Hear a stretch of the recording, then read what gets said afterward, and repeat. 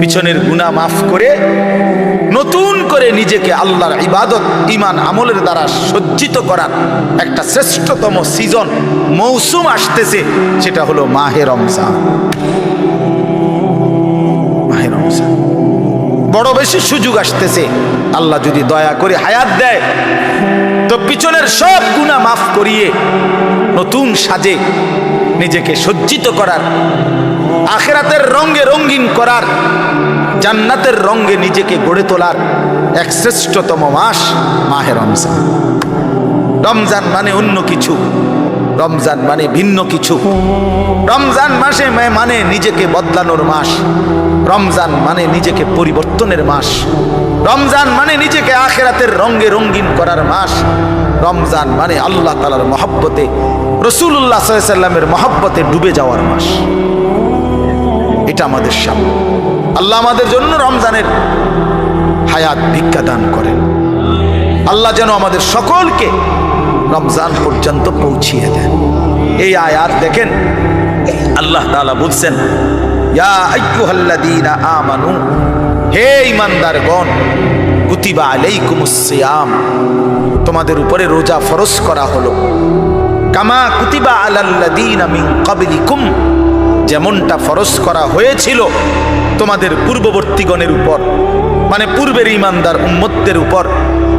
কেন ফরজ করা হলো রোজা? উদ্দেশ্য কি? আমি আল্লাহর, লাআল্লাকুম তাত্তাকুন, যেন তোমরা মুত্তাকি হতে পারো, মুত্তাকি হইতে পারো, আল্লাহ ভীরু হইতে পারো। আর মুত্তাকি হলে কি লাভ হবে?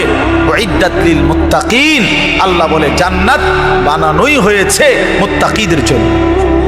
মুত্তাকি হবে তো জান্নাতি হবে, জান্নাতি হবে। এই আয়াতটার অল্প একটু কথা, আমি এই আয়াতটাই পড়ছি সূরা বাকারার 183 নম্বর আয়াত, দ্বিতীয় পারা, দ্বিতীয় সূরা। এটার উপর আর একটু কথা বললে আমার কথা শেষ। আমরা আমাদের যদি পরিবর্তন চাই, পরিবর্তনের সুযোগ মাহে রমজান। আমরা যদি আখিরাত সাজাইতে চাই, আমাদের জন্য শ্রেষ্ঠ সুযোগ মাহে রমজান। আমরা যদি ঘুরে দাঁড়াইতে চাই, আমাদের জন্য শ্রেষ্ঠ সুযোগ মাহে রমজান। মাহে রমজান, আল্লাহ নাফরমানির এই জিন্দেগি আমি ছেড়ে দেব, আপনার রঙে রঙিন হব, তাইলে শ্রেষ্ঠতম সুযোগ মাহে রমজান। মাহে রমজানের মধ্যে অসম্ভব শক্তি আছে, মাহে রমজানের মধ্যে অসম্ভব পাওয়ার আছে। আল্লাহ বলছে, রমজানে বান্দা আইসো আমার কাছে, রাত দিন 24 ঘন্টা আমি আল্লাহ জাহান্নাম থেকে মুক্তি দিতে থাকব। ওতাখাউ মিনান নার, জাহান্নাম থেকে মুক্তি দেব, সারা রাত মুক্তি দেব, সারা দিন মুক্তি দেব। রমজানের প্রতি ঘন্টা, প্রতি মিনিট, প্রতি সেকেন্ড হীরা মণি মুক্তা জহরতের চাইতেও কোটি গুণ বেশি দাম, কোটি গুণ বেশি দাম। আল্লাহ তাআলা সেই মহিমান্বিত রমজান আমাদের সামনে আনতেছেন। আর মাত্র 18-19 দিনও বাকি নাই। এই অল্প কয়টা দিন বাবা, আমাদের উচিত রমজানের জন্য অধীর আগ্রহে মহব্বতের সাথে আল্লাহর কাছে হায়াত ভিক্ষা চাওয়া, যে আল্লাহ এত কাছে আইনা মৃত্যু দিয়েন, কবরে নিয়েন, আর কয়টা দিন হায়াত দেন, রমজান পর্যন্ত পৌঁছিয়ে দেন। আল্লাহুম্মা বারিক লানা ফি রাজাব ওয়া শাবান ওয়া বাল্লিগনা রমাদান। আল্লাহ তাআলা বলেন, ইয়া আইয়ুহাল্লাযীনা আমানু। দেখেন, এই একটি আয়াতে আল্লাহ 4টা কথা বলছে। একটা হলো, হে ঈমানদারগণ। 2 নাম্বার হলো, তোমাদের উপরে রোজা ফরজ করা হলো। 3 নাম্বার হলো, যেমনটা ফরজ করা হয়েছিল পূর্ববর্তীদের উপরে। 4 নাম্বার হলো, যেন তোমরা মুত্তাকি হতে পারো। কয়টা কথা হলো? এই 4টা কথার আমি 4টা আলগা সংক্ষিপ্ত একটু ব্যাখ্যা বলি। 1 নাম্বার হলো, হে ঈমানদারগণ, এটা আল্লাহ আমাদেরকে ডাক দিয়েছেন। তাফসীরের মধ্যে আছে, আদম আলাইহিস সালাম থেকে নিয়ে আমাদের নবী পর্যন্ত, ইতিপূর্বে আমাদের নবীর আগে যত নবী পৃথিবীতে আল্লাহ পাঠাইছেন, ওই নবীদের উপরে যারা ঈমান আনছিল, ওই নবীদের আমলে তাদের কাউকে কোনোদিন আল্লাহ তাআলা এই শব্দ দিয়ে, হে ঈমানদারগণ, ইয়া আইয়ুহাল্লাযীনা আমানু বলে ডাক দেন নাই। আগে সর্বপ্রথম আমাদের নবী, আখিরি নবী, আল্লাহর বন্ধু, আমাদের নবীর ভালোবাসায় আল্লাহ তাআলা বলছে, বন্ধু, বিগত কোন নবীর ইমানদার উম্মতকে আমি যেই শব্দে ডাকি নাই, এই প্রথম আপনার ভালোবাসায় আপনার ইমানদার উম্মতকে আমি ইয়া আইয়ুহাল্লাযীনা আমানু এই নতুন শব্দে ডাক দিলাম। হে ইমানদারগণ, হে ইমানদার, তোমরা আমার। তাফসীর ইবনে কাসিরের মধ্যে আছে, যে ইমানদার সে আল্লাহর বন্ধু, যে মুমিন সে কার বন্ধু? আল্লাহর বন্ধু। আল্লাহর বন্ধু, মুমিনের বন্ধু আল্লাহ, আল্লাহর বন্ধু মুমিন, আল্লাহর বন্ধু মুমিন। এই জন্য তাফসীরে লিখছে, হে ইমানদারগণ, এই কথার আরেকটা তর্জমা এটা, হে আমার বন্ধুগণ। আল্লাহ যেন ডাক দিয়া বলছে, হে আমার বন্ধুগণ, তোমরা আমার বন্ধু, তোমরা আমার। আমি বানাইছি বহু জনেরে, তোমরা বানাইছি আমার জন্য, আমার জন্য। তোমরা আমার, তোমরা আমারে মেনে নিয়েছ, তোমরা আমার কালেমা পড়েছ, তোমরা আমার রাসূলকে মেনে নিয়েছ, অতএব তোমরা আমার। তোমাদের কালেমা লা ইলাহা ইল্লাল্লাহ মুহাম্মাদুর রাসূলুল্লাহ এটা আমি গ্রহণ করলাম, গ্রহণ করে আমি নিলাম, এই জন্যই আমি তোমাদেরকে ডাক দিই। তুমি বলছো আমি এনে ভর্তি অমুক, ওই যে আমারে মোহাম্মদে বলছে, তার ছোট ভাই হাফেজ মুশাররফ কয় আমার আজকে বললো যে হুজুর ভর্তি করামু আপনার মাদ্রাসায়, তো কি কোন সময় আমু, ফরম নিয়ম কানুন কি? আমি এত কথা তোমার দরকার কি, হয়তো ভর্তি হইব সারছে তো। তার মানে আমি বলতে চাইছি তারে কি বুঝাইলাম, তোমার এত নিয়ম কানুনের দরকার কি, আমি তারে নিলাম, খালাস, আমি ভর্তি নিলাম। তাইলে অর্থ হইল আল্লাহ তাআলা বলছেন, বান্দা তোমার কালেমা আমি নিলাম, তোমার ঈমান আমি নিলাম, এই জন্য আমি তোমারে মুমিন বলে ডাক দিলাম। আল্লাহ তাআলার ফয়সালা। আল্লাহর কথা বলতে পারা এটাও সৌভাগ্য, শুনতে পারা এটাও সৌভাগ্য, ইন্তেজাম করতে পারা এটাও সৌভাগ্য। যালিকা ফাদলুল্লাহি ইউতিহি মান ইয়াশা। আল্লাহ তাআলা বলছেন, এটা আল্লাহ তাআলার ফজল, অনুগ্রহ, দয়া। তিনি যাকে ইচ্ছে করেন দিয়ে থাকেন, তিনি যাকে ইচ্ছে। হযরতে বেলাল রাদিয়াল্লাহু তাআলা আনহু, ওনার বাড়ি মক্কা মদিনা না, অনেক দূরে, কিন্তু উনি মুসলমান হয়েছেন, সাহাবী হয়েছেন। হযরতে হুযাইফা নবীজির সাহাবী, ওনার বাড়ি মক্কা মদিনা না, ইয়ামান, উনি মুসলমান হয়েছেন, সাহাবী হয়েছেন। হযরতে সালমান, ওনার বাড়ি মক্কা মদিনা না, ওনার বাড়ি ইরান, পারস্য, তো উনি সেখান থেকে আল্লাহ আনাইছেন, উনি কালেমাওয়ালা হয়েছেন। হযরত আবু হুরায়রা রাদিয়াল্লাহু তাআলা, বিখ্যাত সাহাবী, সবাই নাম জানে। আবু হুরায়রার নাম সবাই জানেন না? উনিও কিন্তু মক্কা মদিনার মানুষ, উনি দাউস গোত্র, এটা অনেক দূরে, কিন্তু সেখান থেকে আল্লাহ ওনাকে আনাইয়া মুসলমান হয়েছেন, সাহাবী হয়েছেন। কিন্তু আবু জেহেল বাড়ির কাছে, আল্লাহর ঘর কাবার সবচেয়ে কাছে, সর্বপ্রথম বাড়ি যার কাবা ঘরের পরে আবু জাহেলের। জানেন এটা? আবু জাহেলের ঘরের আগে কারো ঘর নেই, কারো ঘর ছিল, নবীজির ঘরও আরো পিছনে ছিল, সবার ঘর পিছনে। কাবা ঘরের সবচেয়ে নিকটতম প্রতিবেশী ছিল আবু জাহেল। তো কি হয়েছে এতে? কিন্তু বদনসিব, আবুল আহাব কাছে ছিল, বঞ্চিত। এই জন্য এটা আসমানের ফয়সালা। এত কাছে থেকে বঞ্চিত হলো কেন? এত দূরের থেকে আসলো কেন? বুঝছেন না হিসাবটা? তাহলে মূলত ফয়সালাটা কার? ইউতিহি মান ইয়াশা। আল্লাহ বলছেন, আমার অনুগ্রহ, আমার দয়া, আমি যাকে ইচ্ছে করে দিয়ে থাকি, আমি যাকে ইচ্ছে করে দিয়ে থাকি। এই জন্য বললাম আর কি, আমি সবাই শুনতে পারবে, শুনবে, এটা জরুরি না। আল্লাহ যাকে পছন্দ করে, ইচ্ছে করে, তাকে আল্লাহ তাআলা দ্বীনের বুঝ দান করে। হাদিসের মধ্যে আছে, মাইয়ুরিদিল্লাহু বিহি খায়রান ইউফাক্কিহু ফিদ্দীন।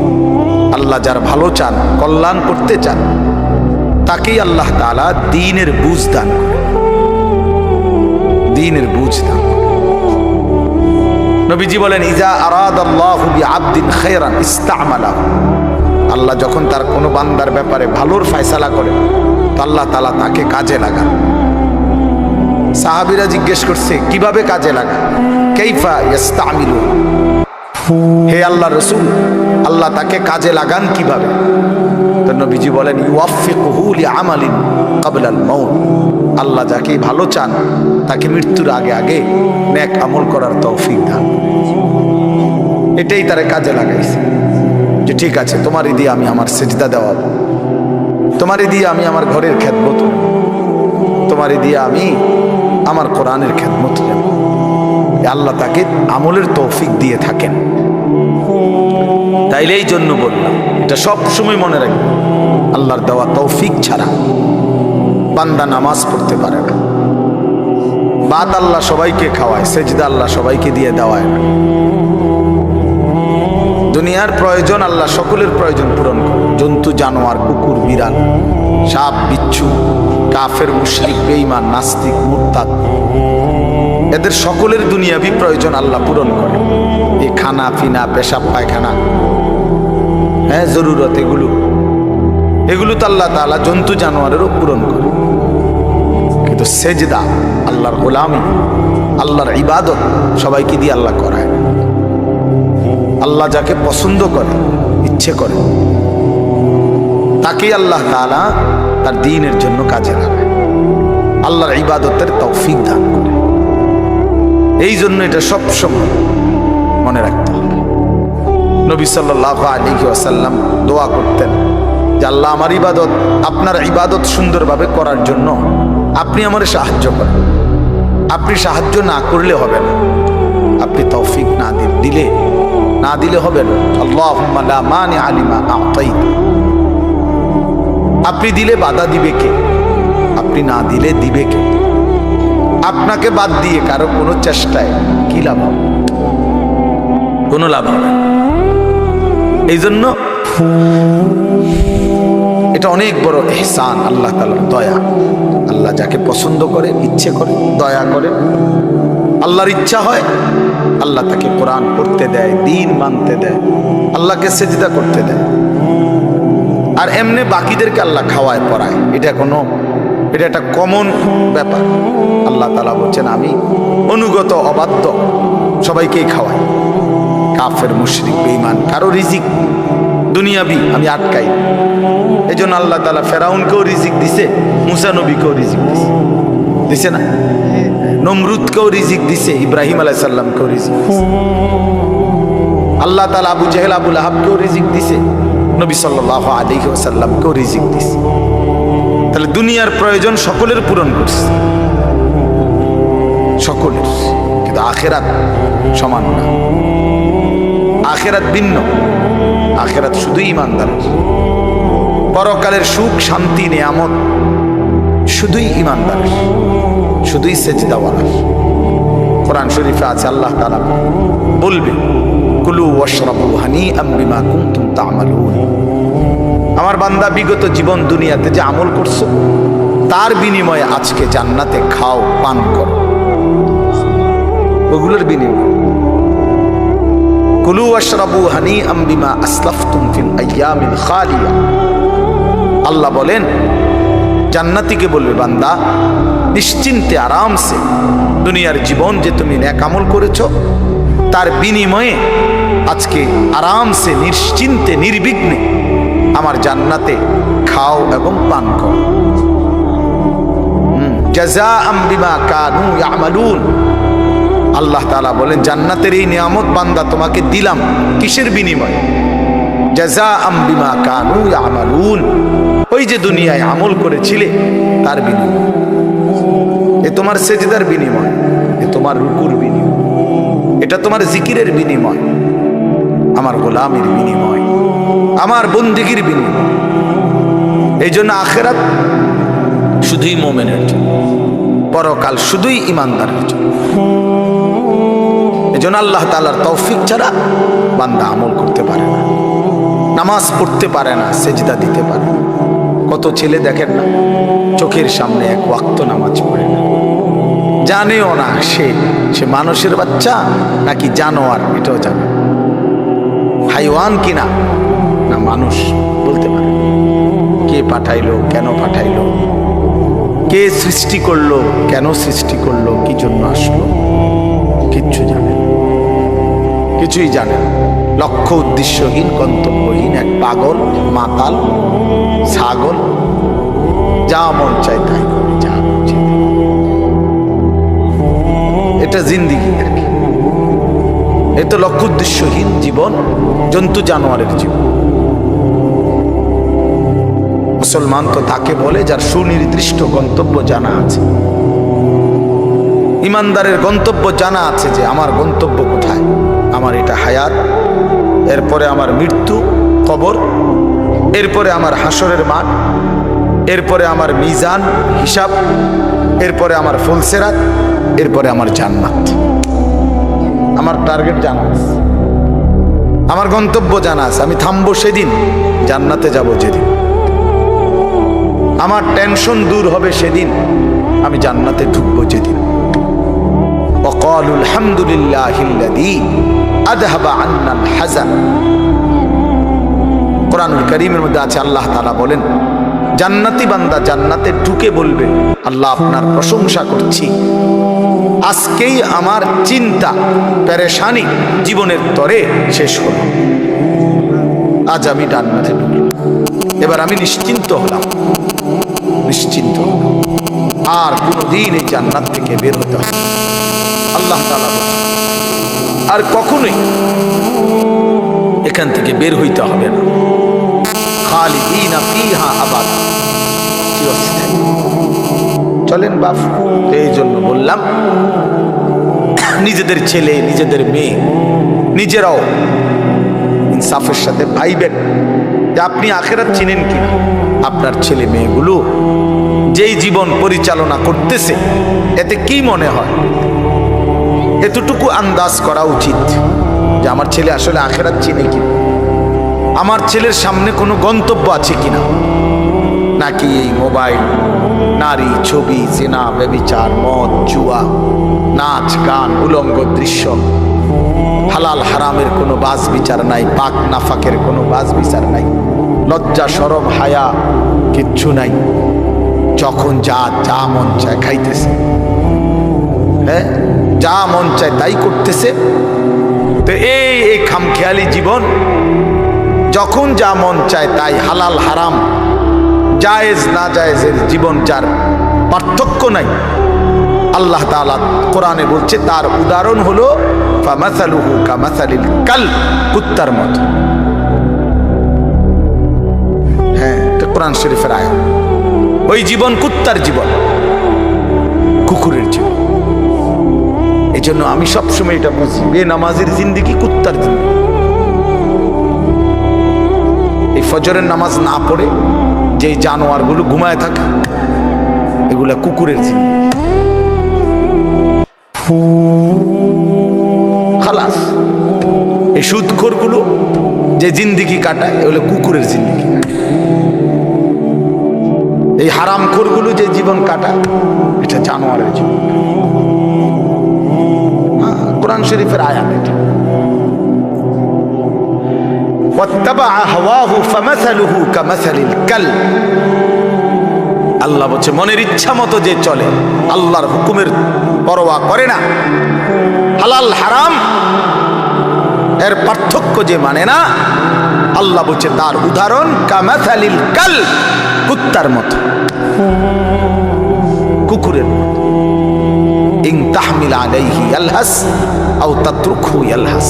আল্লাহ বলছে কুকুরের স্বভাব, দৌড়ানি দিলেও জিহ্বা লম্বা করে হাঁফায়, ছেড়ে দিল দাঁড়ায়া দাঁড়ায়া জিহ্বা লম্বা করে হাঁফায়, জিহ্বা লম্বা করে হাঁফায়, এমন করে। এই কুকুরের স্বভাব। পেলেও অতৃপ্ত, না পেলেও অতৃপ্ত, থাকলেও অশান্তি, না থাকলেও অশান্তি। কারণ হারাম করছে, নাফরমান যে, আল্লাহর অবাধ্য যে, পাক নাফাক, হালাল হারাম, যার কাছে সুদ আর ব্যবসা একই রকম মনে হয়, সে কি মানুষ নাকি? যার কাছে আপন বউ পরের মহিলা সমান মনে হয়, নিজের বউও দেখে, মানুষের বেডিও দেখে, তো তার কাছে কি কোনো হালাল হারামের পার্থক্য আছে কি? তো সে জানোয়ার না তো জানোয়ার কি? সে জানোয়ার না তো জানোয়ারটা কে? তাই বলে ইনসাফের কথা বলেন, নাহলে বিচারে কর কি কয়। এই জন্য এটা সবসময় মনে রাখবেন, জওয়ান হন আর বুড়া হন, আমি হই আর আপনি হন, হালাল হারামের পার্থক্য যার মধ্যে নাই, কুকুরের মধ্যে কোনো হালাল হারামের পার্থক্য নেই, কুকুরের মধ্যে পাক নাফাকের কিছু নাই, কারণ যেহেতু সে জানোয়ার। কিন্তু মানুষ যে ইনসান, তার সৃষ্টিগত সত্তার মধ্যে হালাল হারামের অনুভূতি থাকতে হবে। মুসলমান তাকেই বলবে যার মধ্যে জায়েজ না জায়েজের পার্থক্য আছে, হালাল হারামের অনুভূতি আছে, পাক নাফাকের অনুভূতি আছে। কোরআনুল কারীমে আল্লাহ তাআলা এটা বলছেন। এজন্য নবীজি বলছেন আল হালালু বাইয়িন ওয়াল হারামু বাইয়িন, যেটা হালাল এটা স্পষ্ট, যেটা হারাম এটাও স্পষ্ট। নবীজি বলেন আমি অন্ধকারে রেখে যাই নাই উম্মতকে, একটা সেকেন্ডের জন্য আমি আমার উম্মতকে আড়ালে রেখে যাই নাই, সব কিছু আমি স্পষ্ট বলেছি। হালাল গুলোও পরিষ্কার করে দিছি, হারাম যা তাও স্পষ্ট করে দিয়েছি। 24 ঘন্টার যাবতীয় কর্মকাণ্ড আমি আল্লাহ স্পষ্ট করে দিয়েছি। ওই দেখেন ওই অপদার্থ ছেলেটার দিকে এক নজরে মোবাইলের দিকে তাকায় দিছে, কারে বলে কি ওয়াজ করে এর কোন খবর, এটা ধরে রাখছে মোবাইল, এক নজর একদিকে হালাল। এবার ওয়াজ হয়, কারে বলে কি বলে, আমার এত কিছু দরকার কি, আমি আর আমার মোবাইল। এই জিন্দেগি, এই ছেলে পেলেদের আকসারের জীবনে 24 ঘন্টা পৃথিবীতে তার একটাই জিনিস, সেটা হলো একটা মোবাইল। এটাই তার মা, এটাই তার বাবা, এটাই তার আত্মীয়, এটাই তার স্বজন। মোবাইলেই হাসে, মোবাইলেই কাঁদে, মোবাইলেই আবেগ, মোবাইলেই সব কিছু জীবনের মোবাইলটা। কোত্থেকে আসলো, কে বানাইলো, কে সৃষ্টি করলো, কেন পাঠাইলো, কে আমারে বানাইলো, আমি কোত্থেকে আসলাম, কেন রাত হয়, কেন দিন হয়, আমার কোনো দায়িত্ব আছে কিনা আমার আল্লাহর পক্ষ থেকে, কিচ্ছুর কোনো সামান্যতম বুঝ বুদ্ধি আকল দিমাগ কিচ্ছু। 365 দিন, এক বছরে কোনো দিন নামাজ পড়ে না, তারও কিছু মনে পড়ে না, কেউ তারে মনে করাইও দেয় না। কই তার বাপ কেডা, তার মা কি, কেউ একটু বলেও না যে কিরে বাপ তুমি যে এক ওয়াক্ত নামাজ পড়ো না, তুমি মুসলমানের বাচ্চা হইলা কেন, তুমি মানুষের বাচ্চা হইলা কেন। তার মা একটাবার বলে না, মা কেমন সন্তানই কেমন। আমার খুব আফসোস লাগে, এটা খুব আফসোস। মাঝে মাঝে মনটা চায় যে কি আসলে কি মুসলমান এত পাষাণ হইল কেন, বাপে কেমন সন্তানেই কেমন, মাই কেমন মেয়েটাই কেমন। কেউ পর্দা করে না, মাও বেপর্দা, মেয়েও বেপর্দা, বাপ পুজি ছেলে মেয়ে সবাই মিলে টেলিভিশন চায়, একসাথে নাচ গান নর্তকীর ছবি নাটক সিনেমা দেখতেছে। ছি ছি ছি ছি,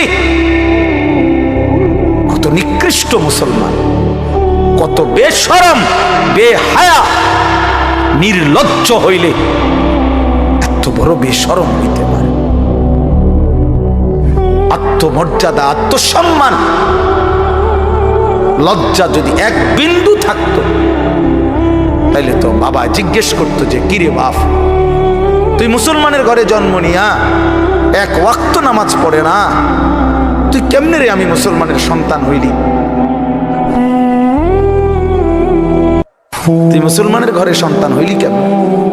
আরে এইটা তো আগে বোঝাপড়া করার বিষয় ছিল। তোর বিদেশ, তোর চাকরি, তোর দাখিল, তোর এসএসসি বেড়া এডি বাদ দে বেড়া, থো বেড়া এডি পরের কথা বেড়া, আগে তুই মুসলমানের বাচ্চা কিনা আগে এটা বল বেটা, তোর নামাজের বোঝাপড়া কর আগে বেটা।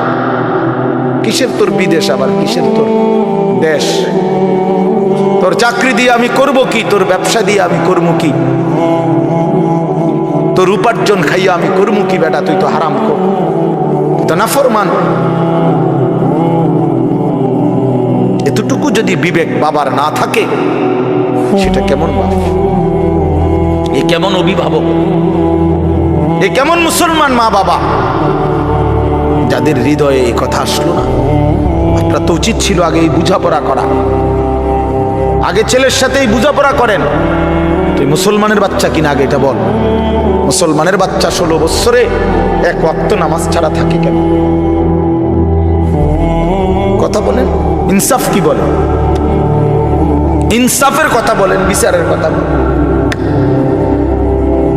ছেলেগুলোকে আপনারা এভাবে ছেড়ে দিলেন, আর তোমরা ছেলেরাও বাবা এভাবে নষ্ট হয়ে গেল অনাদরে, অবহেলায়। এমন সুন্দর জীবন, এমন সুন্দর যৌবন, শরীর স্বাস্থ্য সব শেষ করে দিলা। একবারও মনে পড়লো না তোমারও তো শেষ আছে বাপ। রাত যেমন ভোর হয়, দিন যেমন রাত হয়, তোমারও হায়াতও একদিন শেষ হয়। প্রতি ঘন্টা মিনিট সেকেন্ড যায় মানে তোমার হায়াত যায়, আমার হায়াত যায়, ঠিক না? তো আল্লাহ আমাদেরকে বুঝ দান করেন। এজন্য বাপ আমরা ভাবা উচিত, আমাদের এটা ফিকির করা উচিত। এ ছোটরাও বড়রাও মাঝ বয়সীরাও, এত লাগাম ছাড়া মানুষ হয় না। মুসলমানের জীবন এত বড় জন্তু জানোয়ারের মতো হওয়ার কথা না বাবা। হ্যাঁ, গুনাহ হইতে পারে, গুনাহ আমারও আছে আপনাদেরও আছে, গুনাহ হইতে পারে, হবে। সেটা হলো হুচট খাওয়া। মানে চলার পথে আমি 10 কিলো পথ হাঁটলাম, আমি 30 কিলো পথ গেছি এক জায়গা থেকে আরেক জায়গায়। তো এই চলার পথে হয়তো একবার আধবার পড়ে যাইতে পারি, পিছলা খাইতে পারি, ঠিক আছে, এটা হইতে পারে। কিন্তু আমি বুঝি 30 কিলোমিটার একেবারেই পড়ে রইলাম, পিছলা খাইয়া রইলাম। তাহলে ভুল আমার হইতে পারে, গুনাহ আমার হইতে পারে। আমার 6 মাসে কোনোদিন নামাজ ছুটে যাইতে পারে। আমি জীবন চলার পথে কখনো কাউকে রাগ করতে পারি, গালি দিয়া লাইতে পারি। এটা তো হওয়া স্বাভাবিক, হইতে পারে। কিন্তু লাগাতার প্রতিদিন একরকম, এটা মুসলমান? কথা বুঝছেন কিনা আমার? আপনি বুঝি এখানে প্রত্যেকদিন মিশা কথা কইবেন, আপনি বুঝি প্রতিদিন সুদ খাইবেন, আপনি বুঝি প্রত্যেক দিন ওজনে কম দিবেন, এটা বুঝি মুসলমান? আপনি বুঝি একদিনও নামাজ পড়তেন না, আপনি বুঝি 365 দিনে কোনোদিন ফজরের নামাজ পড়তেন না, এটা মুসলমান? তো এটা তো হুচট খাওয়া না, এটা তো গাদ্দারি, এটা তো ইচ্ছা করে ঠান্ডা মাথায় ধীরে সুস্থে ভেবে চিনতে আল্লাহর সাথে গাদ্দারি করতেছে, আল্লাহরে বুড়া আঙ্গুল দেখাইতেছে যে দেখো কইলা কেন সেজদা দিতাম না, চাই কিতা করতাম। আল্লাহ বলবে অসুবিধা নাই বান্দা, বাতে না খাও, আর তো বেশি কিছু না, দুগা খানাই তো খাও, আর ঘুম যাও, খানা তো কুত্তাও খায়। তবে মনে রাখো কবরে আইসো, একটা লাথি দেওয়া মু ফেরেশতারে দিয়া, একটা লাথি, এক লাথিতে বুঝবা আমার নাফরমানির শাস্তি কি। কাল্লা সাউফা তা'লামুন সুম্মা কাল্লা সাউফা তা'লামুন। আল্লাহ বলে বান্দা কবরে আইসো, আমি বুঝায় দেব আমার নাফরমানির শাস্তিটা কি।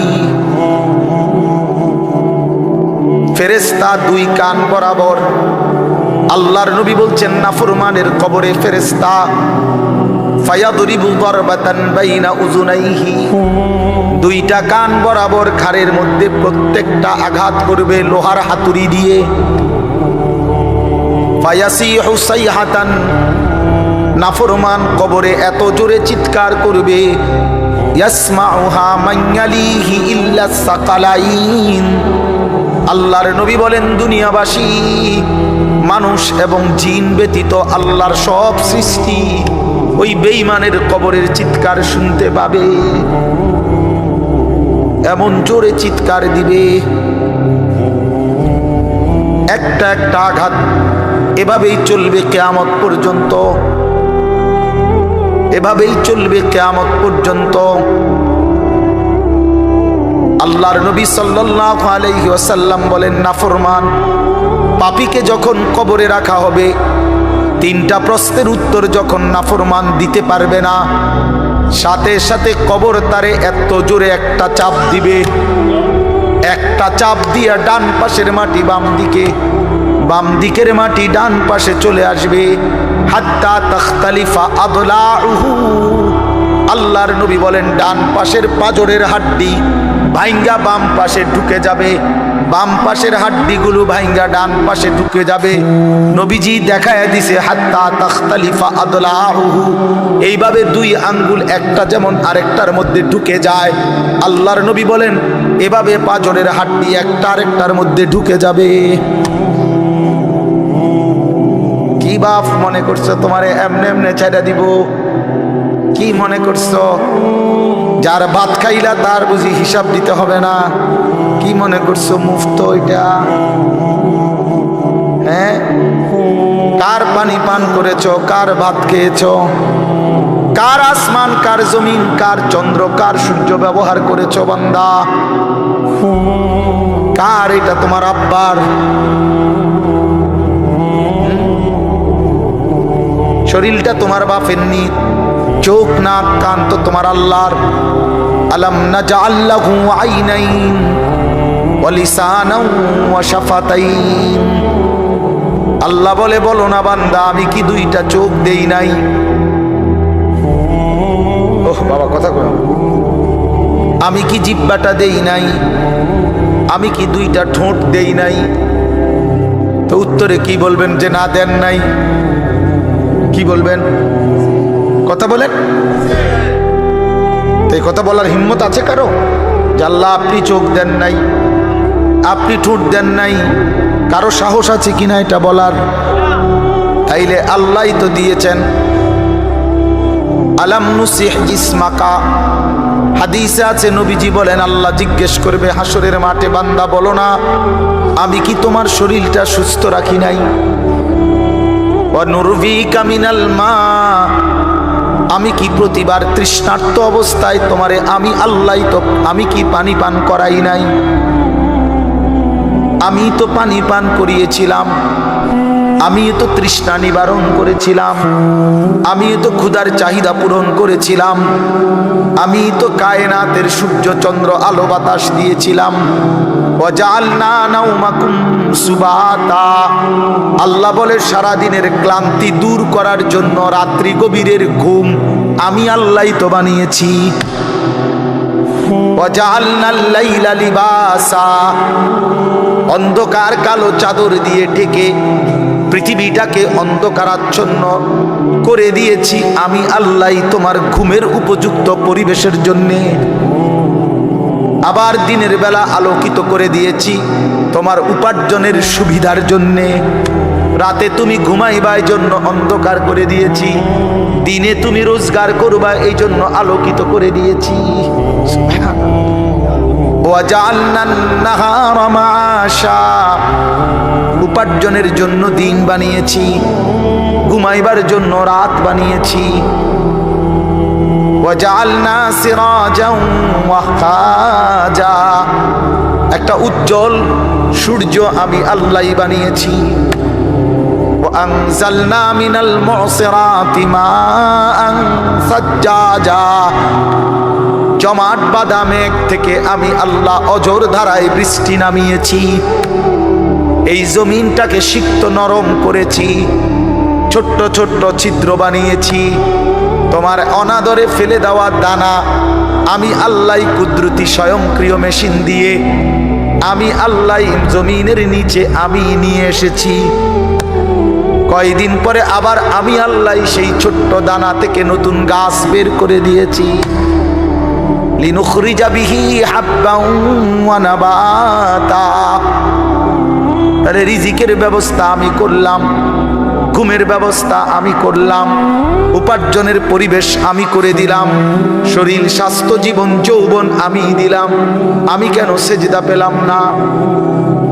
আল্লাহ যদি বলে বান্দা আমি কি অপরাধ করলাম, আমি তোমার এত কিছু দিয়ে আমি কি অন্যায়টা করলাম যেই অপরাধের কারণে তুমি আমারে সেজদা দিলা না? কি বলবা যুবক? নাফরমান যুবক কি বলবা? অসভ্য যুবক যে নামাজ পড়ো না, হাইওয়ান তুমি কি বলবা? তুমি মানুষ না জানোয়ার? বেনামাজি তুই মানুষ না জানোয়ার? বল, মানুষ না জানোয়ার? বল বেটা। অনেক বেহায়া এখনো হাসে এইখানে, এত বড় অসভ্য বেহায়া, এই বেহায়া এখনো হাসে। চিন্তা করছো নি? হ্যাঁ, এত বড়, এত নির্লজ্জ, এত বড় অসভ্য যে এখনো হাসে। অর্থ হইল আমারই কয়, বুঝেন নাই? বুঝতেছে সে আমারই কয়। আহ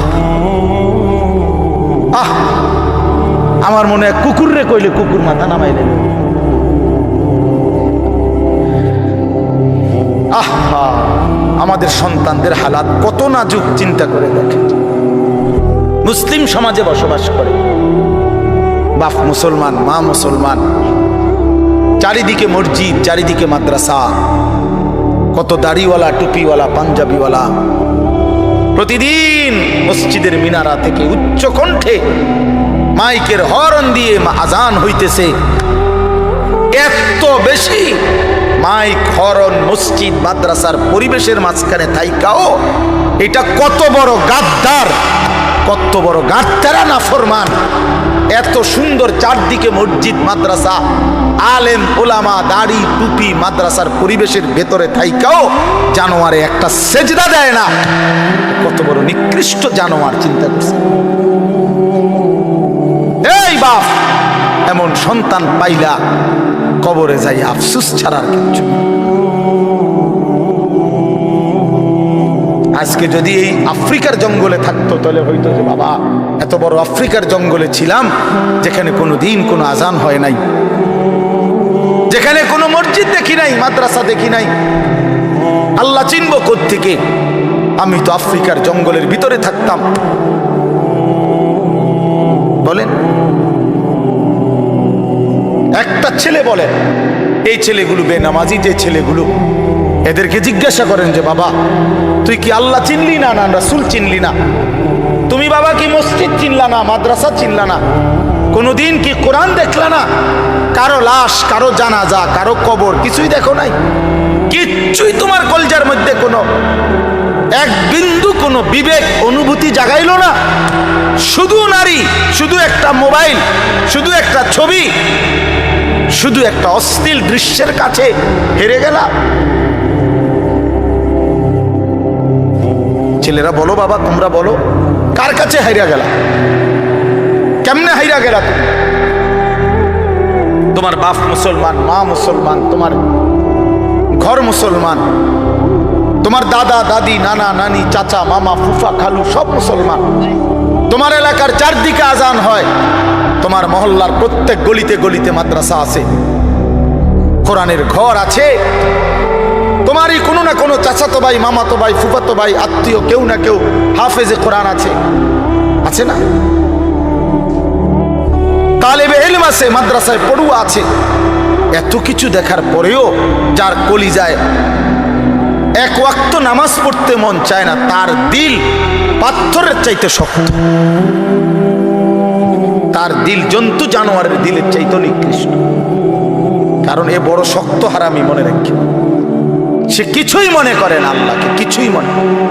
এত মসজিদ মাদ্রাসা, এত নামাজ রোজার এত চিহ্ন দেখাও দেখো যে আমি কিছুই বিশ্বাস করি না। আমি বিশ্বাস করি আমার জীবন হইল মোবাইল, আমার জীবন হইল নারী, আমার জীবনের অর্থ হইল ছবি, আমার জিন্দিগির মাকসাদ হইল উলঙ্গ ছবি দেখা, নর্তকী দেখা, জিনা ব্যভিচারের দৃশ্য দেখা, মদের আড্ডা, জুয়ার আড্ডা, নারীর আড্ডা, কোনো অশ্লীল মেয়ের পিছনে জীবনটা শেষ করে দেওয়া, খালাস। আমি বুঝছি এটাই জীবন। কিসের মসজিদ, কিসের মাদ্রাসা, কিসের আল্লাহ, কিসের রাসূল, আমি এগুলা বুঝি না। এতটা উল্টে গেল কেন? এত বড় লানত হলো কেন? বলেন বাবা। অতএব আপনাদের কাছে অনুরোধ করলাম, আপনারা আপনাদের বিবেককে নিয়ে ভাবেন। তোমরা ছেলেরাও বাবা রাগ হইও না, বুঝতে শিখো বাবা। কে ফিরাবে তোমাদেরকে? কে ফিরাবে? কে ফিরাবে? কে ফিরাবে বাপ? তোমরা কি কোনোদিন মরবা না? আজ যদি মৃত্যু হয়, এই বেনামাজি জিন্দিগি নিয়ে কেমনে কবরে যাইবা? ঠিক বা কেমনে? এই নাফরমানের জিন্দিগি নিয়ে কেমনে ঠিকবা? এই জন্য আমরা প্রত্যেকেই প্রস্তুতি নেই। যদি ভাবতে শিখি, বুঝি, সামান্য অনুভূতি জাগে, তাহলে এই অনুভূতিটাকে কাজে লাগাবার একটা বড় সুযোগ। পিছনের গুনাহ মাফ করে নতুন করে নিজেকে আল্লাহর ইবাদত, ঈমান, আমলের দ্বারা সজ্জিত করার একটা শ্রেষ্ঠতম সিজন, মৌসুম আসতেছে, সেটা হলো মাহে রমজান। মাহে রমজান বড় বেশি সুযোগ আসতেছে। আল্লাহ যদি দয়া করে হায়াত দেয়, তো পিছনের সব গুনাহ মাফ করিয়ে নতুন সাজে নিজেকে সজ্জিত করার, আখিরাতের রঙে রঙিন করার, জান্নাতের রঙে নিজেকে গড়ে তোলার এক শ্রেষ্ঠতম মাস মাহে রমজান। রমজান মানে অন্য কিছু, রমজান মানে ভিন্ন কিছু। রমজান মাসে মানে নিজেকে বদলানোর মাস, রমজান মানে নিজেকে পরিবর্তনের মাস, রমজান মানে নিজেকে আখিরাতের রঙে রঙিন করার মাস, রমজান মানে আল্লাহ তাআলার মহব্বতে, রাসূলুল্লাহ সাল্লাল্লাহু আলাইহি ওয়াসাল্লামের মহব্বতে ডুবে যাওয়ার মাস। এটা আমাদের সামনে। আল্লাহ আমাদের জন্য রমজানের হায়াত ভিক্ষা দান করেন। আল্লাহ যেন আমাদের সকলকে রমজান পর্যন্ত পৌঁছিয়ে দেন। এই আয়াত দেখেন, আল্লাহ তাআলা বলছেন, ইয়া আইয়ুহাল্লাযীনা আমানু, হে ঈমানদারগণ, কুতিবা আলাইকুমুস সিয়াম, তোমাদের উপরে রোজা ফরজ করা হলো, কামা কুতিবা আলাল্লাযীনা মিন ক্বাবলিকুম, যেমনটা ফরজ করা হয়েছিল তোমাদের পূর্ববর্তীগণের উপর, মানে পূর্বের ঈমানদার উম্মতদের উপর। কেন ফরজ করা হলো রোজা? উদ্দেশ্য কি? আমি আল্লাহর, লাআল্লাকুম তাত্তাকুন, যেন তোমরা মুত্তাকি হতে পারো, মুত্তাকি হইতে পারো, আল্লাহ ভীরু হইতে পারো। আর মুত্তাকি হলে কি লাভ হবে? উইদ্দাত লিল মুত্তাকিন, আল্লাহ বলে জান্নাত বানানোই হয়েছে মুত্তাকিদের জন্য। মুত্তাকি হবে তো জান্নাতি হবে, জান্নাতি হবে। এই আয়াতটার অল্প একটু কথা, আমি এই আয়াতটাই পড়ছি, সূরা বাকারার 183 নম্বর আয়াত, দ্বিতীয় পারা, দ্বিতীয় সূরা। এটার উপর আর একটু কথা বললে আমার কথা শেষ। আমরা আমাদের যদি পরিবর্তন চাই, পরিবর্তনের সুযোগ মাহে রমজান। আমরা যদি আখিরাত সাজাইতে চাই, আমাদের জন্য শ্রেষ্ঠ সুযোগ মাহে রমজান। আমরা যদি ঘুরে দাঁড়াইতে চাই, আমাদের জন্য শ্রেষ্ঠ সুযোগ মাহে রমজান। মাহে রমজান, আল্লাহ নাফরমানির এই জিন্দিগি আমি ছেড়ে দেব, আপনার রঙে রঙিন হব, তাইলে শ্রেষ্ঠতম সুযোগ মাহে রমজান। মাহে রমজানের মধ্যে অসম্ভব শক্তি আছে, মাহে রমজানের মধ্যে অসম্ভব পাওয়ার আছে। আল্লাহ বলছে, রমজানে বান্দা আইসো আমার কাছে, রাত দিন 24 ঘন্টা আমি আল্লাহ জাহান্নাম থেকে মুক্তি দিতে থাকবো। ওতাকাউ মিনান নার, জাহান্নাম থেকে মুক্তি দেব, সারা রাত মুক্তি দেব, সারা দিন মুক্তি দেব। রমজানের প্রতি ঘন্টা, প্রতি মিনিট, প্রতি সেকেন্ড হীরা মণি মুক্তা জহরতের চাইতেও কোটি গুণ বেশি দাম, কোটি গুণ বেশি দাম। আল্লাহ তাআলা সেই মহিমান্বিত রমজান আমাদের সামনে আনতেছেন। আর মাত্র 18-19 দিনও বাকি নাই। এই অল্প কয়টা দিন বাবা, আমাদের উচিত রমজানের জন্য অধীর আগ্রহে মহব্বতের সাথে আল্লাহর কাছে হায়াত ভিক্ষা চাওয়া, যে আল্লাহ এত কাছে আইনা মৃত্যু দিয়েন, কবরে নিয়েন, আর কয়টা দিন হায়াত দেন, রমজান পর্যন্ত পৌঁছিয়ে দেন। আল্লাহুম্মা বারিক লানা ফি রাজাব ওয়া শাবান ওয়া বাল্লিগনা রমাদান। আল্লাহ তাআলা বলেন, ইয়া আইয়ুহাল্লাযীনা আমানু। দেখেন, এই একটি আয়াতে আল্লাহ 4টা কথা বলছে। একটা হলো, হে ঈমানদারগণ। 2 নাম্বার হলো, তোমাদের উপরে রোজা ফরজ করা হলো। 3 নাম্বার হলো, যেমনটা ফরজ করা হয়েছিল পূর্ববর্তীদের উপরে। 4 নাম্বার হলো, যেন তোমরা মুত্তাকি হতে পারো। কয়টা কথা হইল? এই চারটা কথার আমি চারটা আলগা সংক্ষিপ্ত একটু ব্যাখ্যা বলি। এক নাম্বার হলো, হে ইমানদারগণ, এটা আল্লাহ আমাদেরকে ডাক দিয়েছেন। তাফসীরের মধ্যে আছে আদম আলাইহিস সালাম থেকে নিয়ে আমাদের নবী পর্যন্ত, ইতিপূর্বে আমাদের নবীর আগে যত নবী পৃথিবীতে আল্লাহ পাঠাইছেন, ওই নবীদের উপরে যারা ঈমান আনছিল, ওই নবীদের আমলে তাদের কাউকে কোনোদিন আল্লাহ তাআলা এই শব্দ দিয়ে হে ঈমানদারগণ, ইয়া আইয়ুহাল্লাযীনা আমানু বলে ডাক দেন নাই। আগে সর্বপ্রথম আমাদের নবী, আখিরি নবী, আল্লাহর বন্ধু, আমাদের নবীর ভালোবাসায় আল্লাহ তাআলা বলছে, বন্ধু, বিগত কোন নবীর ইমানদার উম্মতকে আমি যেই শব্দে ডাকি নাই, এই প্রথম আপনার ভালোবাসায় আপনার ইমানদার উম্মতকে আমি ইয়া আইয়ুহাল্লাযীনা আমানু এই নতুন শব্দে ডাক দিলাম। হে ইমানদারগণ, হে ইমানদার, তোমরা আমার। তাফসীর ইবনে কাসিরের মধ্যে আছে, যে ইমানদার সে আল্লাহর বন্ধু, যে মুমিন সে কার বন্ধু? আল্লাহর বন্ধু। আল্লাহর বন্ধু, মুমিনের বন্ধু আল্লাহ, আল্লাহর বন্ধু মুমিন, আল্লাহর বন্ধু মুমিন। এই জন্য তাফসীরে লিখছে, হে ইমানদারগণ, এই কথার আরেকটা তর্জমা এটা, হে আমার বন্ধুগণ। আল্লাহ যেন ডাক দিয়া বলছে, হে আমার বন্ধুগণ, তোমরা আমার বন্ধু, তোমরা আমার। আমি বানাইছি বহু জনেরে, তোমরা বানাইছি আমার জন্য, আমার জন্য। তোমরা আমার, তোমরা আমারে মেনে নিয়েছ, তোমরা আমার কালেমা পড়েছ, তোমরা আমার রাসূলকে মেনে নিয়েছ, অতএব তোমরা আমার। তোমাদের কালেমা লা ইলাহা ইল্লাল্লাহ মুহাম্মাদুর রাসূলুল্লাহ, এটা আমি গ্রহণ করলাম, গ্রহণ করে আমি নিলাম। এই জন্যই আমি তোমাদেরকে ডাক দিই। তুমি বলছো আমি এনে ভর্তি অমুক, ওই যে আমারে মোহাম্মদে বলছে, তার ছোট ভাই হাফেজ মুশাররফ কয়, আমার আজকে বললো যে হুজুর ভর্তি করামু আপনার মাদ্রাসায়, তো কি কোন সময় আমু, ফরম নিয়ম কানুন কি? আমি এত কথা তোমার দরকার কি? হাতে ভর্তি হইব, সারছে তো আর কি। তার মানে আমি বলতে চাইছি, তারে কি বুঝাইলাম, তোমার এত নিয়ম কানুনের দরকার কি? আমি তারে নিলাম, খালাস, আমি ভর্তি নিলাম। তাইলে অর্থ হইল, আল্লাহ তাআলা বলছেন, বান্দা তোমার কালেমা আমি নিলাম, তোমার ঈমান আমি নিলাম, এই জন্য আমি তোমারে মুমিন বলে ডাক দিলাম।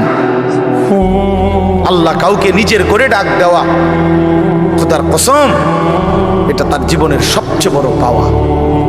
যদি দিল থাকতো তাইলে আমরা বুঝতাম। এক এমপি সাহেব যদি কারো নাম নেয়, এক মন্ত্রী সাহেব কারো নাম নেয়, আর তারে যদি কেউ আইয়া কয়, আজকে তো মন্ত্রী সাহেবের কাছে গেছিলাম আর উনি তোমার নাম নিছে, তোমার কথা ভালো কইছে, বাবা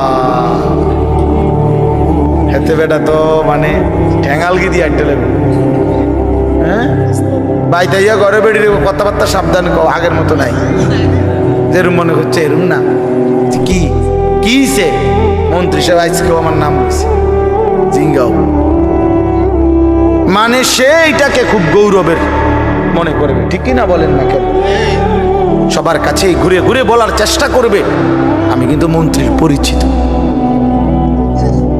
হাদিসের মধ্যে আছে, এক সাহাবী উবাই ইবনে কাব রাদিয়াল্লাহু তাআলা আনহু, সাহাবীদের মধ্যে নবীজির সবচেয়ে সুন্দর কোরআন শরীফ পড়তেন যিনি, ওনার নাম হলো উবাই ইবনে কাব। তো এই উনি, নবীজি একদিন উনাকে বলছেন, এই সাহাবীকে, যে উবাই এদিকে আসো, তুমি আমারে কোরআন শরীফ পড়ে শোনাও, বুঝছেননি?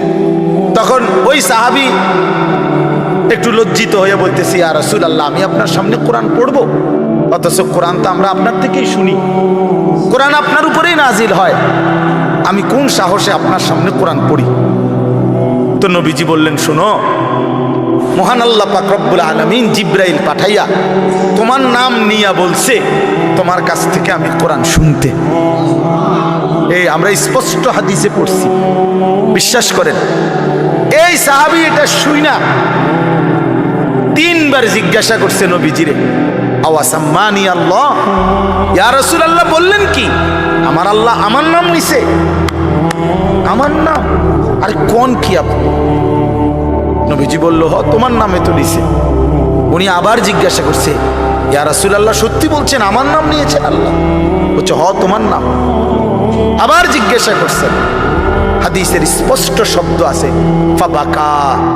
তিনবারের পরে এই সাহাবী খুশিতে আনন্দে চিৎকার করে কাঁদতে শুরু করছে। ইয়া রাসূলুল্লাহ, এক গোলামের কি পরিমাণ সৌভাগ্য, তার মুনিব তার নাম নিয়েছে। তা আমরা আমাদের কালেমার কি পরিমাণ সৌভাগ্য। আমরা একবার বলেছি কালেমা, আল্লাহ আমাদেরকে ডাক দিছে, ইয়া আইয়ুহাল্লাযীনা আমানু, হে আমার কালেমা ওয়ালারা, তোমরা আমার, তোমরা আমার। আমি তোমাদের ঈমান নিলাম, আমি তোমাদেরকে ডাক দিলাম। এক মুমিনের কি পরিমাণ খুশি হওয়া উচিত। আপনি শোনেন, 29 নম্বর পারায় একটা সূরা আছে, সূরা মুরসালাত। এই যে এর আগে একটা সূরা আছে, সূরা দাহর, কোরআনুল কারীমের 76 নম্বর সূরা, 2 পৃষ্ঠাওয়ালা ছোট সূরা। এই সূরাটার মধ্যে জান্নাতের বর্ণনা সবচেয়ে সুন্দর, মানে জান্নাতের বর্ণনা হৃদয় কারা এই সূরাতে আছে। এই সূরাটা যেদিন নবীজির উপরে নাজিল হয়েছে, সেদিন নবীজির সামনে একজন কালো রঙের সাহাবী বসা ছিলেন। ওয়াইনদাহু রাজুলুন আসওয়াদ, কালো একজন রঙের সাহাবী বসা ছিল, উনি বসা ছিলেন। এই সময় এই সূরাটা নাজিল হয়েছে, নবীজি উনাগরে শুনাইছে সূরাটা। তো এই সূরার মধ্যে জান্নাতের এমন হৃদয়গ্রাহী বর্ণনা। এই সাহাবীটা সামনে যিনি বসা কালো রঙের সহজ সরল সাহাবী, উনি এই সূরা এটা শুইনা জান্নাতের আশায় খুশিতে একটা চিৎকার দিছে। এক চিৎকারে হাদিসে আছে উনি ওইখানেই ইন্তেকাল করছে, এখানে। তখন আল্লাহর নবী বলেন, ওয়াল্লাহি লাকাদ আখরাজা নাফসা সাহিবিকুমুশ শাওকু ইলাল জান্নাহ। নবী বলেন, আল্লাহর কসম, জান্নাতের প্রবল আকাঙ্ক্ষায় তোমাদের বন্ধু জীবন দিয়ে দিল। নিকাল যায় দম তেরে কদমোं के नीचे, यही दिल की हसरत, यही दिल की आरज़ू है। এটা উর্দু শের আর কি। অর্থ হলো, হে প্রিয়তম, তোমার পায়ের নিচে জীবন দিলাম, জান দিয়ে দিলাম। আর এটাই ছিল আমার সারা জিন্দেগীর তামান্না, দিলের আকাঙ্ক্ষা, যে তোমার জন্য আমি জীবন দেব। আর সেটাই দিয়ে দিলাম। নিকাল যায় দম তেরে কদমোं के नीचे, তোমার কদমের নিচে আমার জান গেল। এই দিল কি হাসরত, এটাই ছিল দিলের আকাঙ্ক্ষা। এজন্য আজকে ছেলেরা কোথায় জীবন শেষ করে দিচ্ছ? এমন সুন্দর জীবন, এমন সুন্দর যৌবন, আহা, শক্তির টাইমটা, জীবনের সক্ষমতার সময়। ছোটবেলা তো ভাইয়া দুর্বল, বৃদ্ধ বয়সটাও দুর্বল। তোমাদের অনেক কিশোর নওজোয়ান একজনের গায়েও চাদর নাই, কিন্তু মুরব্বী সবগুলোর গায়ে চাদর। দেখো চাকায়া, এই চাচারা তো আমার সব পরিচিত চাচা। অর্থ হইল এই বৃদ্ধের এই দুর্বলতা তাকে চাদর গায়ে দিতে বাধ্য করেছে। তার শরীরে শীতের অনুভূতিটা বেশি, ঠিক কিনা বলেন? কিন্তু তোমরা নওজোয়ান, তোমাদের অধিকাংশ কারো গায়ে চাদর নাই। তোমরা দেখো ভাইয়া, আমার গায়ে কোনো চাদরই নাই। তাইলে বুঝাইতে চাইলাম, এই শক্তির সময় যৌবন। যৌবন, যুবক চাইলে পাহাড় কাইটা সমান করতে পারবে। যুবক চাইলে সাগর নদী মাটি দিয়ে ভরাট করে দিতে পারে। একটা এলাকার যুবক ছেলেরা যদি চায়, সবার হাতে হাতে মদের বোতল পৌঁছাই দিতে পারবে। একটা সমাজের ছেলেরা যদি চায়, সবার হাতে হাতে নামাজের মুসল্লাও তুলে দিতে পারবে। অতএব ছেলেরা, তোমরা যারা যুবক আয়োজন করছো, আমি তোমাদের উৎসাহ দেই, একটু আগাও, এখানে থাইমা যাইও না। একটা মাহফিল করছি, এক ফোটলা বিরিয়ানি খাওয়াই দিছি, খালাস না বন্ধু, একটু আগাও। তোমরা আবার বসো, যে কয়জনে মাহফিলের আয়োজন করছো, তোমরা আবার বসো, যে আমরা কেমনে আটটু ভালো হইতে পারি, আটটু চরিত্রবান হইতে পারি, আমরা কেমনে নিজেরা নামাজ ধরতে পারি। একটু যদি হিম্মত করো যুবক, ইনশাআল্লাহ ভালো হবে।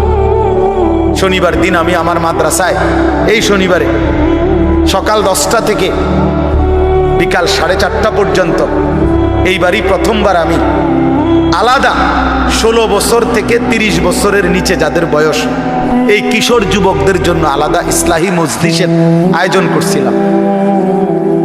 আমার শায়েখ আল্লামা মুফতি মুশতাকুর নবী সাহেব বয়ান করছেন, আল্লামা মুফতি আমজাদ হোসাইন সাহেব বয়ান করছেন, হযরত মাওলানা মুফতি ইউসুফ বিন ইকবাল বয়ান করছেন, আমাদের কুমিল্লা ক্যান্টনমেন্টের বড় একজন শিশু বিশেষজ্ঞ ডাক্তার মিজানুর রহমান উনি বয়ান করছেন, আমি নিজে কিছু কথা বলছি। প্রায় 600 ছেলে এন্ট্রিভুক্ত আসছে, উপস্থিত হয়েছে 600। সন্দ্বীপে চট্টগ্রামে আমরা প্রতি বছর সন্দ্বীপ যাই, সেখানে 4টা-5টা ছেলে ফজরের নামাজের জন্য, তারা বন্ধু কলেজের ছেলে, 4-5 জন ছেলে মাত্র। ওরা একদিন সিদ্ধান্ত নিছিল, ওরা সবসময় ফজরের নামাজ পড়তো, তো ওরা একদিন সিদ্ধান্ত নিছে যে ফজরের পরে তারা সন্দ্বীপ তো সাগরের পারে, তো সাগরের পারে হাঁটতো তারা। তো তারা একদিন সিদ্ধান্ত নিছিল আজ থেকে 1 বছর আগে যে আমরা সকালবেলা না হাইটা চলো আমরা বন্ধুদেরকে ফজরের জন্য জাগাই, ফজরের ক্যাম্পেইন করি, ফজরের জন্য গণসংযোগ করি। এই 4-5 জন ছেলে উদ্যোগ নিয়ে শুরু করছে। ঠিক 1 বছরের মেহনতে এই গত নভেম্বর, 24 সালের নভেম্বরে আমি গেছি মাহফিলে, ওইখানে তারা আমার লিস্টেড ফজরের পরে আমি তাদের জন্য আলাদা বয়ান করছি, তাদের আলাদা মাহফিল হয়েছে ফজরের পরে। মানে রাইতে আমি যেই প্যান্ডেলে ওয়াজ করছি ওই প্যান্ডেলটা তারা সকালের জন্য আবার ভাড়া নিছে। বুঝেন না এই কথা? আমি ওখানে ছিলাম, আর ওখানে রাত্রে আসা যায় না, ওইটা সন্দ্বীপে স্পিড বোট দিয়ে আইতে যাইতে হয়, তো রাইতে আওয়ানোর সিস্টেম নেই, থাকতে হয়। এই জন্য ফজরের পরে আবার বয়ান করছি 1.5 ঘন্টা। তো ওরা, আমি বললাম এত ভোরে ছেলেরা আইবুনি, কয় হুজুর আসবে ইনশাল্লাহ, আপনি দেখেন। তারা আমারে দেখাইছে কাগজে কলমে লিস্টেড করা প্রায় 4,500 ছেলে এখন ফজরের নামাজ জামাতে। যুবক চাইলে কি না পারে, যুবক চাইলে ভাঙতে পারে, যুবক চাইলে গড়তে পারে, যুবক চাইলে বুলডোজার দিয়ে সমান করে লাইতে সমান করে ফেলতে। আবার সেই ভাঙার উপরে যুবক চাইলে গড়তেও পারে। আল্লাহ তাআলা নওজোয়ানের শরীরে অসম্ভব হিম্মত দান করছে, অসম্ভব। এই জন্য বাপ, আমি যুবক যারা তাদেরকে উৎসাহিত করলাম। মহান আল্লাহ পাক রব্বুল আলামিন আমাদেরকে বলছেন, আমি তোমাদের ইমানদার, ইমান নিলাম, আমি ইমান দিছি বান্দা। আমি গত বছর যখন তাবলীগের সফরে ছিলাম দিনাজপুর জেলায়, গত বছর আগস্ট মাসে 72 বছর বয়স্ক একজন হিন্দু লোককে কালেমার দাওয়াত দিছিলাম। ওনার 2 ছেলে মুসলমান, ওনারে আমি 2.5 ঘন্টা কালেমার দাওয়াত দিছি। আমরা 3 জন আলেম মিলে কত অনুনয় বিনয় করছি, কাকুতি মিনতি করছি, কাঁদছি, চোখের পানি ফেলছি। একটা বার চাচা কালেমা পড়েন, আপনার ছেলে মুসলমান, ছেলের বউ মুসলমান, আপনার নাতি নাতনি সব মুসলমান, আপনি এখনো বসে আছেন কেন? আহা, এই 72 বছর হয়ে গেছে। বুড়া মিয়া কয়, আমি ওটা বলবো না, বলে নাই। আমি আমার সাথীদের কাছে, আমার 26 জন সাথী নিয়ে চিল্লাই গেছি, 16 জন আলেম, এক চিল্লা সফরে 950 মানুষ আল্লাহর রাস্তায় বের হয়েছে চিল্লার জন্য। আলহামদুলিল্লাহ, আল্লাহই করাইছে। তো বলতেছিলাম, আমি সাথীদের কাছে এসে বলছিলাম যে দেখেন, 72 বছর বয়স হয়ে গেছে, এক আল্লাহর বান্দা, তার জবান দিয়া কোনোদিন তার মালিকের নামটা বের হয়। আমারে আপনারে আল্লাহ তাআলা কত বড় তৌফিক দিছে যে আমরা কত 1000 বার, 1,00,000 বার কালেমা লা ইলাহা ইল্লাল্লাহ মুহাম্মাদুর রাসূলুল্লাহ এটা যে আমরা পড়তে পারি, পড়তে পারছি, এই সৌভাগ্যের কৃতজ্ঞতা কি? এটা যদি আল্লাহ আমগো জবান দিয়ে কোনোদিন না বলাইতো, কথা বলে না বাপ, এই ছেলেরা মিয়া, এই আব্বাস যারা নামাজ পড়ো না, আরে না ফরমান, তুই যদি হিন্দুর ঘরে জন্ম নিতি, তুই যদি ইহুদির ঘরে জন্ম নিতি, তুই যদি খ্রিস্টানের ঘরে জন্ম নিতি, বেটা কি হতো জীবন? যদি কোনো দিন কালেমার আহ্বান না শুনতা। তুমি তো মুসলমানের ঘরে জন্ম নিয়া এভাবে ইমানকে ফেলে দিলা। মুসলমানের ঘরে জন্ম নিয়ে এভাবে নামাজকে প্রত্যাখ্যান করলা। ছি ছি ছি ছি।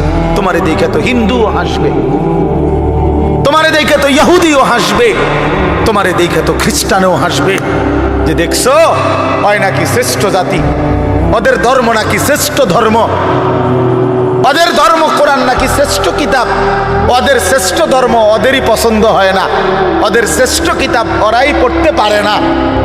তো এটা কিসের শ্রেষ্ঠ? কথা বলেন না। তাহলে আমি তো আমার ধর্মের অপমান। কথা বলেন না, আমি আমার ধর্মের অপমান না, আমি আমার কোরআনের অপমান। এজন্য তোমরা যারা বেনামাজি ছেলে, তোমরা ধর্মের অপমান। তোমাদের যাদের চুল বেঈমানের মতো, তোমরা মুসলমান ধর্মের অপমান। তোমরা, তোমাদের কারণে আমার ধর্ম লজ্জিত, তোমাদের কারণে ধর্ম বেইজ্জতি হয়েছে। তোমরা ইসলামকে অপমানিত করলা, আল্লাহকে অপমানিত করলা, আমার নবীর শ্রেষ্ঠতম 23 বছরের আদর্শকে তোমরা অপমানিত করলা। এই অপমানের বিচার আল্লাহ করবে, মনে রেখো। ছেড়ে দিবে না বাপ। আল্লাহ কোরআনে বলছে, বান্দা আমি 1 সেকেন্ড ছাড়বো না, আমি হিসাব নিব। তুমি আমারে কি মনে করছো বান্দা? বাদ দুগা খাওয়াইছি দেখে তুমি মনে করছো আমি মাতি না? হ্যাঁ, কিটা মনে করছো? এ পেশাব পায়খানার ভাত তুমি মনে করছো আমি কিছুই বলবো না, কিছুই বলবো না। তুমি জানো না ফেরাউনকে শোয়াইছে কে? তুমি জানো না কারুনকে শোয়াই দিছে কে? তুমি জানো না নমরুদ সাদ্দাতকে নিশ্চিহ্ন করে দিয়েছে কে? তুমি শোনো নাই? তুমি আন্দাজ করো নাই আমি আল্লাহ কেমন? এই পৃথিবীর কত অবাধ্য জাতিকে আমি আল্লাহ ধ্বংস করে দিয়েছি, শোনো নাই? কই, গোটা পৃথিবীর সমস্ত আধুনিক প্রযুক্তি থাকার পরেও তো বাবা আমেরিকার ওই বেঈমানরা, ক্যালিফোর্নিয়ার লস অ্যাঞ্জেলস তাদের একটি স্টেট আগুনে দাবানলে পুরে ছাই হয়ে গেছে।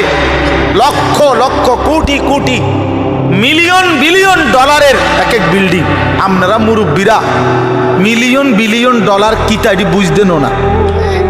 কয়টা আপনি 1 মিলিয়ন বিলিয়ন ডলার কত টাকা? কমপক্ষে 300 টাকার বেশি। মানে আপনি এটি বুঝতেন না, টেহাই এটা বুঝতেন না। কথা বুঝছেন কিনা? হ্যাঁ, আমরা কিতাবে পড়ছি এক বুজুর্গকে, হ্যাঁ, একটা জিনিস দামি ওনার কাছে ছিল, তো ওনার কাছে বলছি এটা আপনি বিক্রি করে দেন। কত মূল্য? উনি বলছে 100 দিরহাম, 100 টাকা। তখন উনি যখন বিক্রি করে দিছে, ওনারে 100 দিরহাম দিছে। তো অন্য কেউ ওনারে পরে বলছে, হায় হায় জনাব, আপনি তো বহুত বড় ঠকছেন, মাত্র 100 টাকা দাম চাইলেন, এটার দাম তো আরো অনেক। তো উনি বলছেন, আল্লাহর কসম 100 টাকার উপরে, 100 দিরহামের উপরে কোনো সংখ্যা আছে? আমার তো এটা জানা নেই, আমার তো এর উপরে কিছু জানা নাই। আমার মেজো বোনের বিয়ে যখন হয়েছিল, মেজো বোন, আমি তখন প্রাইমারি শেষ করে মাদ্রাসায় ভর্তি হয়েছি। এই সময় আমার বোনের বিয়ে হয়েছে।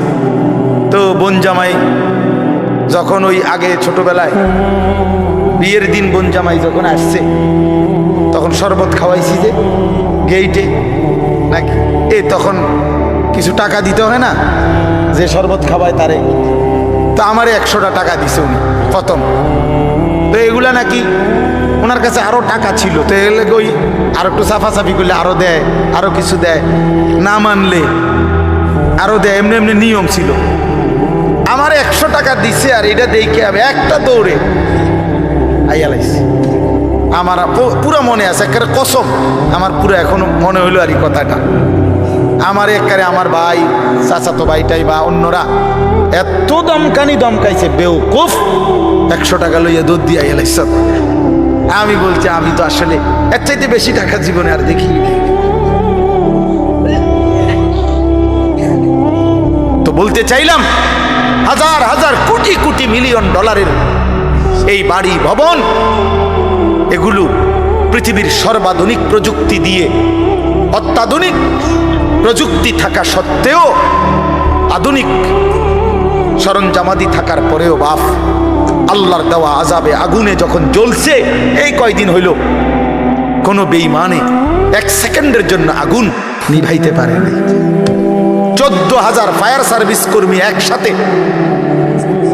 একসাথে আপনার পানি দিছে, আরো বাড়ে, আগুন আরো বাড়ছে।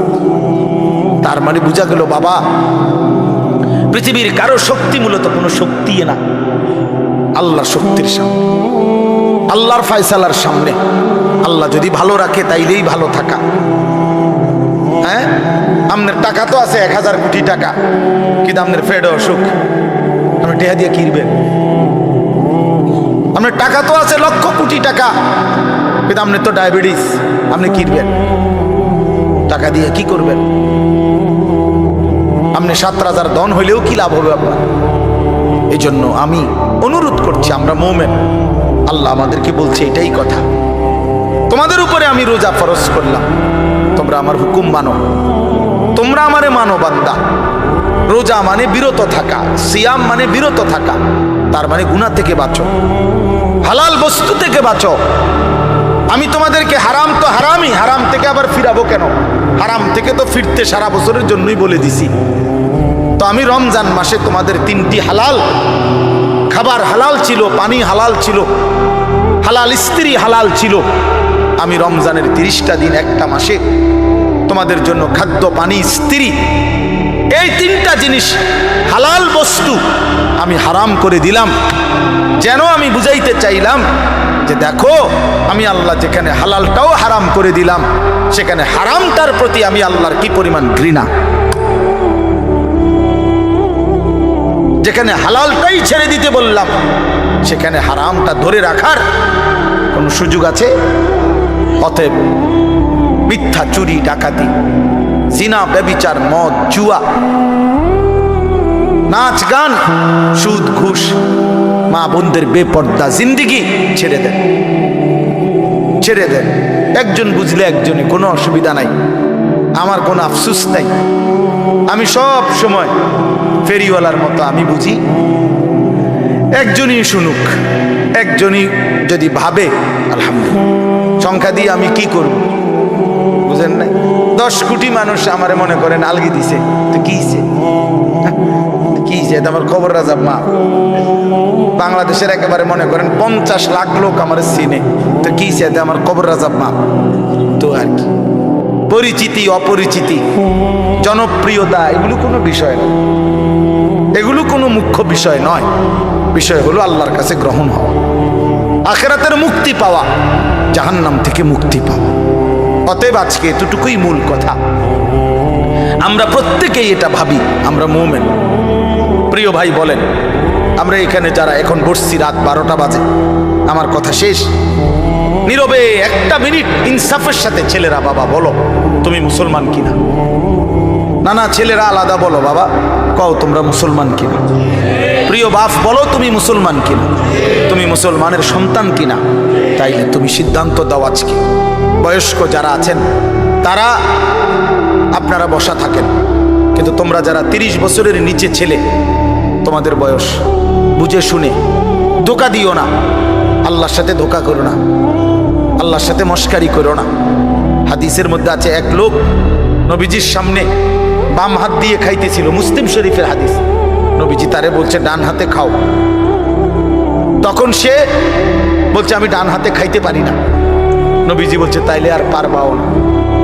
কসম আল্লাহর, ওই হাদিস আছে, সাহাবী বলে ওই লোক আর কোনোদিন ডান হাত মুখের কাছে আনতে পারে নাই, কারণ সে তো মূলত মিথ্যা বলছিল, অহংকার করে বলছিল।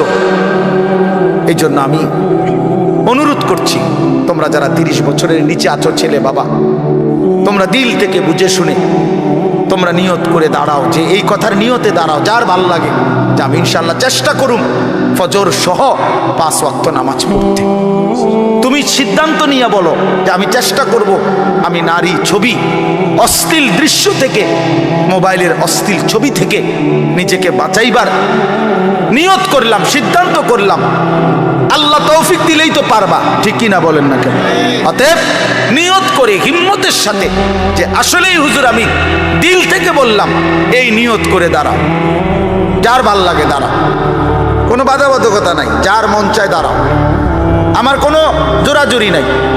বাকি তুমি দিল থেকে বলো, মন থেকে মনে নিয়ত করো, তোমার দিলে তুমি, কারণ তোমার কবর তোমার, আমার কবর আমার, তোমার ঘরে তুমি ফিরবা, আমার ঘরে আমি ফিরব। সবাই রাজি তো ইনশাআল্লাহ?